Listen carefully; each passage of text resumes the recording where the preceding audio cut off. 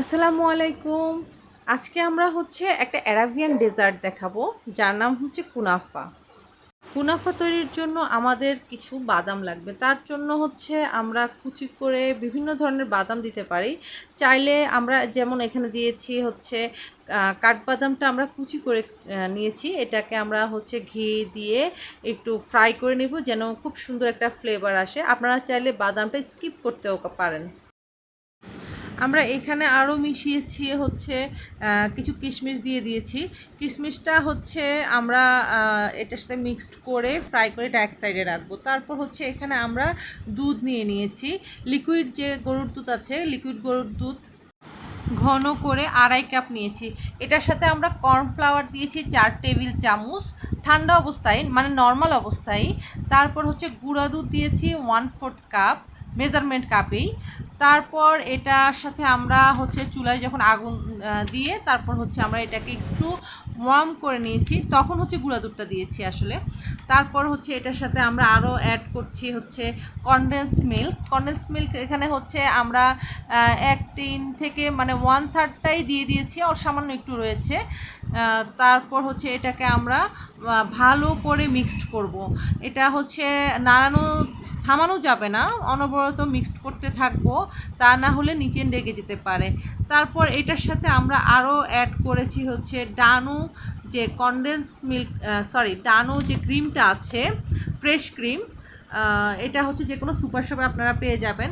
সেই ডানু ক্রিমটাও আমরা 1 টিন সেটা আমরা এটার সাথে অ্যাড করে দিয়েছি। আমরা অ্যাড করে এটাকে ভালো করে মিশিয়ে এটার সাথে অনবরত আমরা লো ফ্লেমে রেখেছি চুলাটা। অনবরত আমরা এটার সাথে আমরা মিক্সড করে যাচ্ছি, নাড়ানো থামানো যাবে না, তা না হলে দলা পেকে যেতে পারে। তো আমরা অনবরত এটাকে নেড়ে যখন এটা ঠিক হয়ে যাবে, যেরকম আপনারা কনসিস্টেন্সিটা দেখছেন, এরকম অবস্থায় যখন আসবে, তখন আমরা এটাকে চুলা বন্ধ করে দিব এবং এটাকে ঠান্ডা হওয়ার জন্য রাখবো এক সাইডে। অন্যদিকে আমরা একটা কেক প্যান নিয়ে নিয়েছি, 8.5 ইঞ্চি মোল্ড কেকের। তো সেটার মধ্যে আমরা একটু বেশি করে ভালো করে ঘি ব্রাশ করে দিলাম। তো তারপর আমরা একটা বাটিতে 3 টেবিল চামচ লিকুইড মিল্ক নিয়ে নিলাম, ঘন তরল দুধ। সেটার সাথে আমরা চাইলে জাফরানও দিতে পারি। এখানে আমি রেড ফুড কালার দিয়েছি। এটা আপনারা চাইলে রেড ফুড কালার স্কিপ করতে পারেন। এটা কালারটা দিয়েছি একটু হালকা করে, যেন সুন্দর আসে কালারটা। এটার সাথে আমি আবার 3 টেবিল চামচ বাটার মিশিয়ে নিয়েছি। বাটার মিশিয়ে নিয়েছি। আর এখানে আমার লাচ্চা সেমাইয়ের কথা বলতে ভুলে গিয়েছি। লাচ্চা সেমাই আমাদের 2.5 প্যাকেট, মানে 1 প্যাকেটে 200 গ্রাম থাকে। তো আমি 2.5 প্যাকেটে 500 গ্রাম এখানে লাচ্চা সেমাই থাকে। তো লাচ্চা সেমাই যেহেতু ভাজাই থাকে, তো আমি আর ভাজি নাই। এটাকে একটু লিকুইড মিল্ক যেটা রেখেছি 3 টেবিল চামচ, ওটার সাথে একটু করে মিশাচ্ছি, আর বাটারটা মিক্সড করছি ভালো করে, যেন এটা যখন আমি বাটিতে রাখবো তখন যেন এটা সেট থাকে সুন্দর করে। ভালো করে মিশানো হলে তারপর আমরা প্যানের মধ্যে সুন্দর করে চারপাশে ছড়িয়ে দিব। সুন্দর করে ছড়িয়ে দিব, যেন যে চারপাশে যেন থাকে সেমাইগুলা।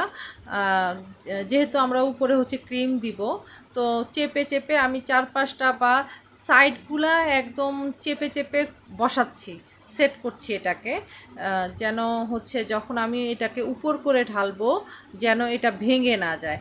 সুন্দর করে একদম কোনো ফাঁক যেন না থাকে। আস্তে আস্তে করে একটু সাইডগুলো উপর করে করে দিচ্ছি, যেন ক্রিম দেওয়ার পর যেন বের হয়ে না যায়।